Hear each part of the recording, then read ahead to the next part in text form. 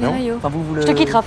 Vous n'imaginez pas tout ce qu'il a fait ce soir par amour pour vous. Et quand il a dit qu'en amour, la seule victoire, c'était la fuite. En amour. Et je te quitte avec l'espoir de te retrouver un jour où nous serons plus libres, plus grands. Ah mais c'est le plan d'un soir, hein, je vais me marier avec. Hein. J'espère que vous êtes en forme. Je vais aborder un sujet qui vous concerne tous. Vous êtes tous victimes de ça, à plein d'échelles différentes. On est dans ce qui s'appelle aujourd'hui la génération plan d'un soir. Et elle est beaucoup plus insidieuse que ce que tu penses. Tu peux le voir dans ta vie amoureuse, tu peux le voir si tu es en couple, tu peux le voir si tu es célibataire, tu peux le voir chez tes amis. Il y a un mensonge gigantesque dans notre société que je vais te dévoiler aujourd'hui. Et quand tu vas voir ça, tu ne pourras plus jamais voir ce qu'on vit de la même manière. Il y a une espèce de mensonge collectif. Tout le monde dit vouloir le grand amour, que ce soit ceux qui sont en couple, que ce soit ceux qui soient célibataires, que ce soit tes amis. Sauf qu'en réalité, les gens veulent juste des relations sans engagement. On parle de la hook-up culture, la génération plan d'un soir. Tu peux, au début, écouter ces gens et te dire ce qu'ils me disent est vrai. Je pense que vraiment, ils cherchent l'âme sœur. Mais quand tu creuses un peu, quand tu regardes leur façon de vivre, tu te rends compte que c'est faux. Alors, il y a tellement de cas différents, je ne sais même pas par lequel démarrer. Prenons le cas où tu es célibataire.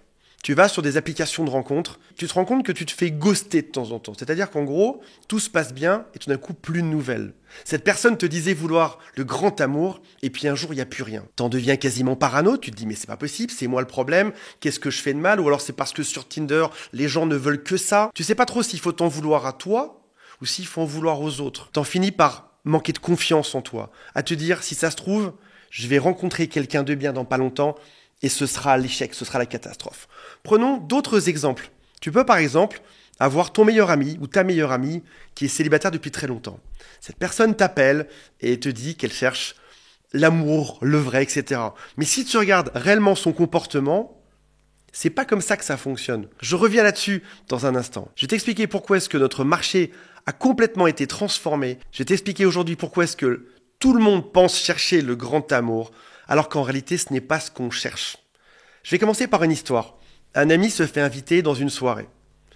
Un copain, une quarantaine d'années, se fait inviter par une amie à lui, qui a aussi une quarantaine d'années, et lui dit « Il y aura une dizaine de mes copines qui seront présentes sur cette péniche à Paris. On va trop rigoler. » Tout content, il se fait beau, il met sa chemise, il se prépare, et il arrive dans cette soirée. Et toutes ces femmes, ces 10 femmes disent « Je recherche l'homme de ma vie. » Elles sont toutes en train de chercher le grand amour.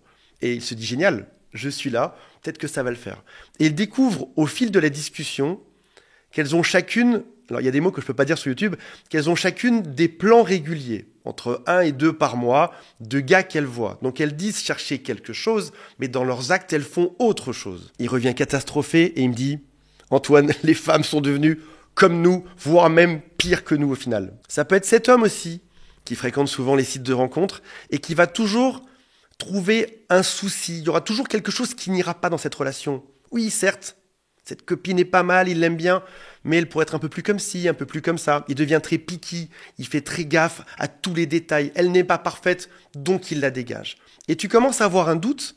Est-ce que c'est vraiment qu'elle n'est pas parfaite, ou est-ce que ce n'est pas pour lui une manière de se protéger, de dire non, on va attendre la prochaine, qui sera probablement parfaite.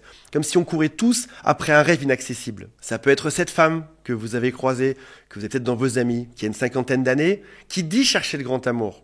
Mais dans la réalité, sur ces applications de rencontres, elle rencontre surtout des jeunes hommes qui ont une trentaine d'années. Et je ne suis pas là pour critiquer quoi que ce soit. On fait exactement ce qu'on veut de sa vie amoureuse. Je suis là sans aucun jugement. Je veux juste vous donner un phénomène. Je veux te montrer pourquoi est-ce que l'amour a été remplacé par des matchs rapides et en quoi est-ce que tu en souffres aujourd'hui et surtout comment faire pour arrêter de perdre du temps dans ce cercle vicieux. Je ne t'apprends rien si je te dis qu'on est passé du grand amour à du grand n'importe quoi aujourd'hui. Je t'apprends vraiment rien, tu le sais. L'amour est devenu un produit de consommation, les applications de rencontres sont vraiment un supermarché humain. Tu sélectionnes, tu swipes, t'acceptes, tu vas à un rendez-vous, tu consommes et puis oh, c'est bizarre, il y a un problème. Tu remarqueras que si l'autre n'est pas parfait en face, même dès le premier message, alors ce sera next. Si ensuite la relation démarre et que l'autre, homme ou femme, n'est pas parfait, désolé, on swipe. Ce n'était pas la bonne personne. Et là, il y a 2 moteurs psychologiques primordiaux qui apparaissent.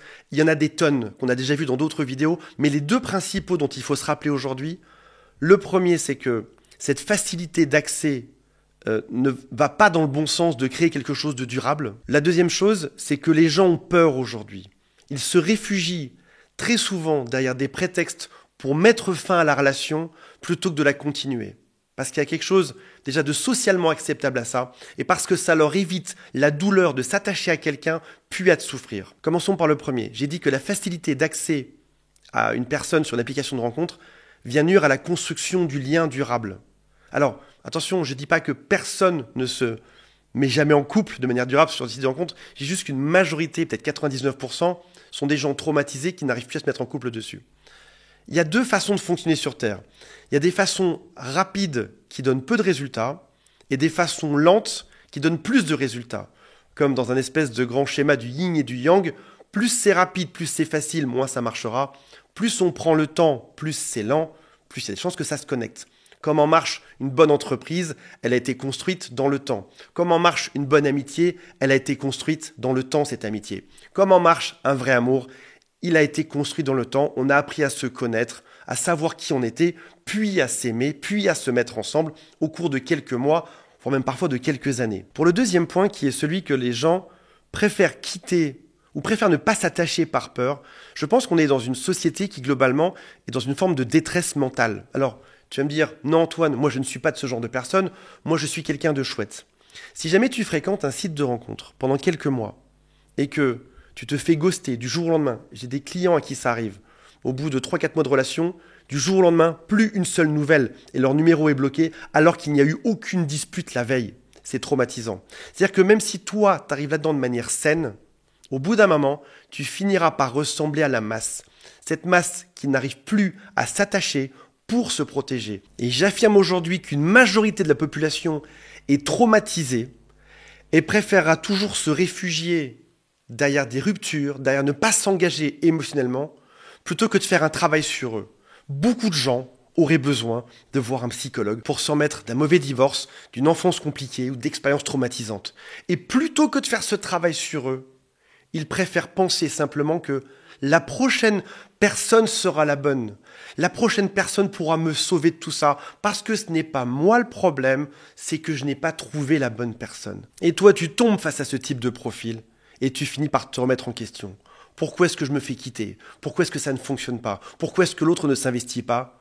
La réponse, c'est qu'il y a un trauma en face de toi qui pense que la solution à tout leur traumatisme sera la prochaine personne qu'ils vont rencontrer.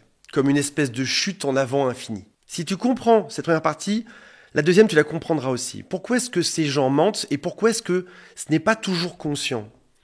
Je recherche du sérieux. Tu vois même d'ailleurs au passage sur les applications de rencontres, tu as des boutons. Est-ce que je recherche du sérieux, un plan d'un soir ou je ne sais pas. Dire qu'on recherche du sérieux apporte une valorisation de l'image sociale. Tu es dans une soirée, tu entends tout péter le matériel, tu arrives dans une soirée à un barbecue, il y a une trentaine d'amis. Et les gens te disent qu'est-ce que tu cherches en ce moment? Tu vas pas répondre je recherche un plan d'un soir. Tu peux, ça arrive et peut-être que quelques personnes sur Terre le font. Il y a plus de chances que tu dises je cherche le grand amour mais j'ai du mal. Parce que ça valorise ton image sociale, que tu sois un homme ou une femme, ça montre que tu es quelqu'un de sérieux.